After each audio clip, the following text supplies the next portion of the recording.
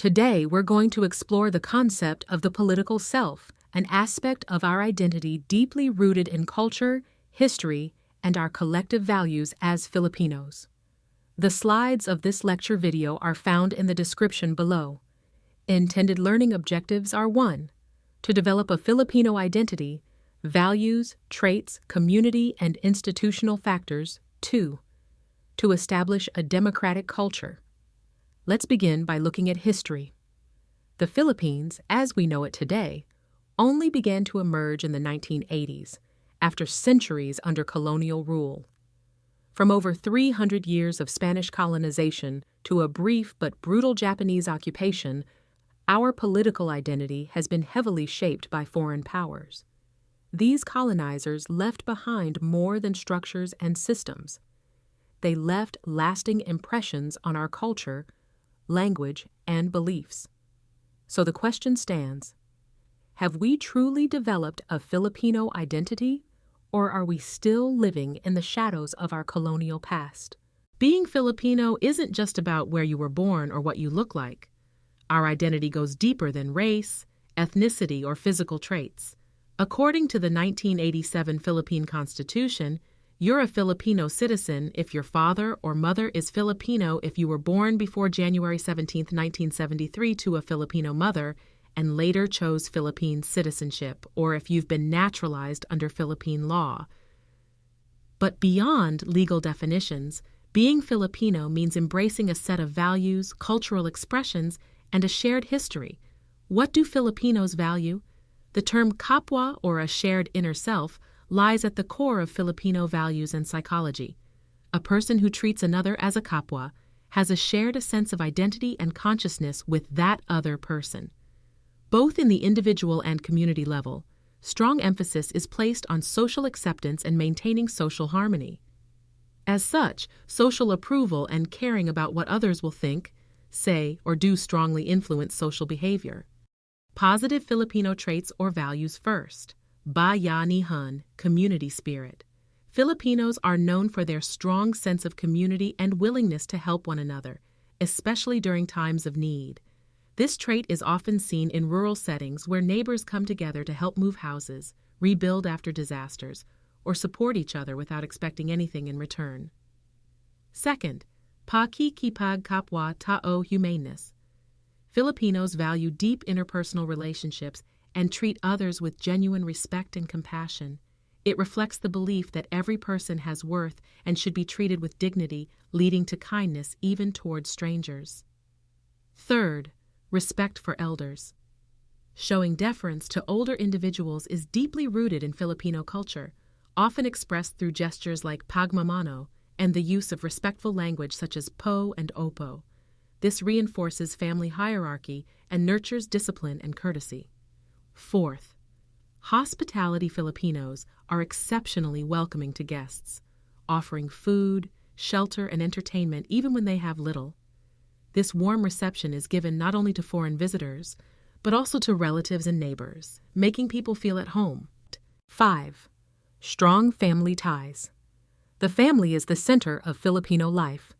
This strong connection means that Filipinos often live in extended families, make decisions with their loved ones in mind, and prioritize the welfare of their kin above personal gain. 6. Resilience. Despite challenges such as poverty, disasters, or personal hardships, Filipinos often remain cheerful and hopeful. This inner strength is symbolized by their ability to keep smiling and moving forward no matter the circumstance. 7. Religiosity. Religion plays a vital role in the lives of many Filipinos, influencing values, moral decisions, and daily routines. Whether Catholic, Muslim, or part of another faith, Filipinos often express gratitude, pray regularly, and find comfort in spiritual beliefs. 8. Hard-working nature.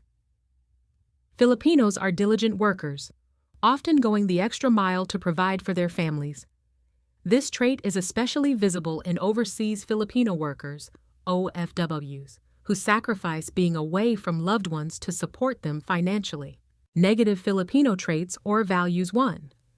Initial enthusiasm, quick fade. This refers to the tendency to start projects or tasks with great energy but lose interest soon after. It reflects a lack of perseverance and consistency, leading to unfinished work or broken commitments. 2. Procrastination. Rooted in the phrase mamaya na, this trait describes the tendency to delay important tasks in favor of doing them later.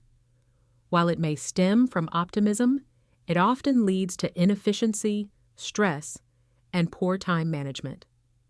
3. Fatalism.